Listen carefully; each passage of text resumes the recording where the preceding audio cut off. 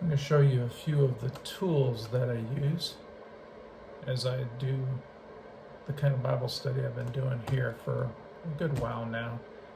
I wouldn't say years, but maybe a couple years now.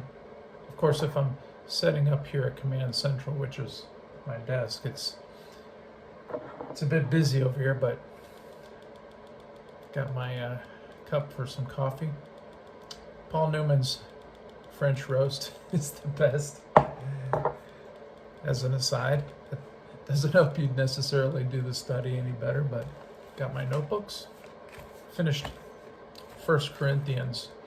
Well, still kind of working on 1 Corinthians. Right now I'm going through Warren Wiersbe's commentary, and I'm just kind of taking some notes on that.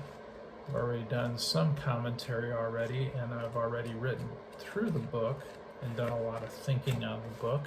So that's still a little bit in process, but the main content I'm working on right now is in the book of Luke for this year. Right now I am writing the book out. I'm in chapter 9, and man, bad handwriting. And that's not even, that's printing, not even cursive. Maybe I should try cursive a little bit and see if that's a little bit more legible than this. But as I'm going through the book, I'm using the English Standard Version, by the way, in my study. It's on my computer here too, which I've got. There's, shoot, it's not a touch screen. Anyway, within this is a study Bible, and so I kind of referenced that as well. But I'm using the English Standard Version as I'm writing this out. I'm also writing sometimes in the margins, most of the time at the top, questions I have in regard to what I just read. Certain keywords I may even highlight and put in the margins, something I may reference later as I think about it. One of the things that I thought of this morning that I'd like to kind of look a little bit more at is the things that each disciple says within this particular gospel. I think Peter has probably said the most so far, but in chapter 9, John is referenced as having a conversation with Jesus, and just kind of looking that over. The thing that really kind of struck me, and maybe I ought to do a regular video on this, is this part where John is talking to Jesus, and but then the people don't receive Jesus because he's got his face set toward Jerusalem, and I need to kind of mind what that really means. James and John are saying, you want us to call down heaven and consume them. And Jesus in verse 55, he says he turned and rebuked them, and they went to another village. It's the comment I made is sometimes the people you think should get rebuked don't, and those who want to rebuke others get rebuked. It's kind of something that I'd like to think a little bit more on. So that's kind of what I'm doing with the book, is I'm thinking through some of these things, and we'll come back to them later as I look at them a little bit more in depth. Like I said, I've got the study Bible here, where there's study Bible notes that I can reference, but I'm really not looking at a whole lot of those right now as I go through the book and write it down. I'm just kind of thinking through it without other distractions, which I will get to, and I do have quite a few books to help in that process. I've never used William Barclay before, but found this at the used bookstore, and it was $2, and I thought, let's add that. Of course, I got Warren Wiersbe and his commentary, but that's on the computer or on the phone. I don't know whether I'm going to use this or not, but this is kind of a fun thing that Crossways put out. It's a journal, kind of journal Bible just on the book of Luke. They put together these for all the books of the Bible, and there's room to take notes, and there's just some kind of artwork throughout this, which is kind of fun. If that appeals to you, great. It may inspire me to think a little bit more about Luke And so I may use that some. Had this book for a while. Looking forward to diving into this Biblical Imagination series by Michael Card.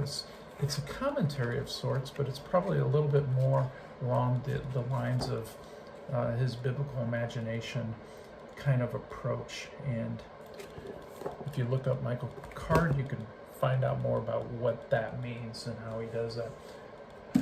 Got this a while back from Sproul. It's pretty thick.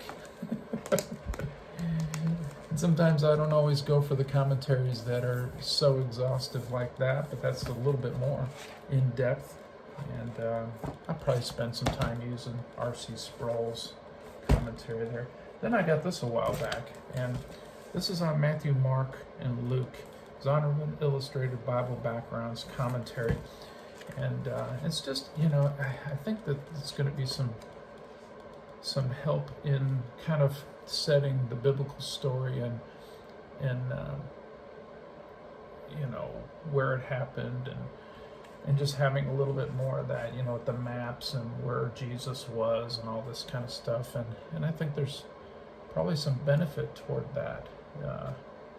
Well, I'm going to find out the kind of benefit. I haven't really looked into that very much yet. So you can see the coffee is empty. I've kind of finished my study for this morning. I may write a little bit more in chapter 9. I've got a few more verses.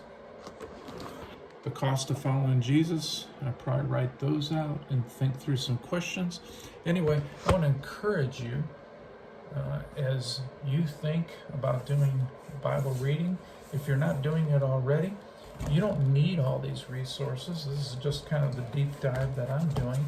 I would encourage you, though, that just spending time, boy, that's heavy, just spending time writing the word down kind of slows you down, gets you thinking about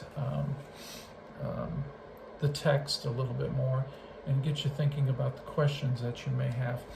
What's been helpful for this as well is it's a bit, I'm not a prayer warrior, nor have I been really very consistent at praying, but I try. Okay.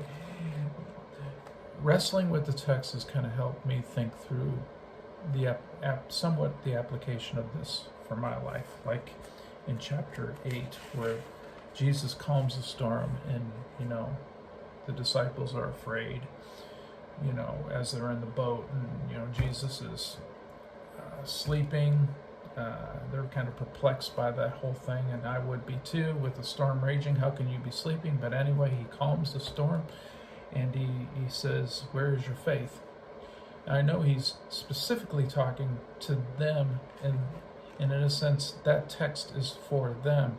But as I read the rest of the New Testament, that text is for me to think about where my faith is in the midst of the storms of life. And I don't want to spiritualize every passage or apply every passage to my life, especially if it's not for me, and I need to think through that. And that's where commentaries can be kind of helpful. But I think clearly with a passage like that, it helps inform my prayer time. And so I was just thinking a lot about that here lately, particularly that passage. And as you write the Bible down, it can help you do that. It can slow you down to think through those questions for your own life. I'm going to try to keep these videos under 10 minutes. Right now I'm at 9 minutes. I thank you for hanging with me. I'll try to make these as interesting as I can. I'm not that much very interesting of a person, but I do want to let you in on my walk in the book of Luke here in 2021. And it's February, and I'm just going to leave that for you to consider. Take care. Bye.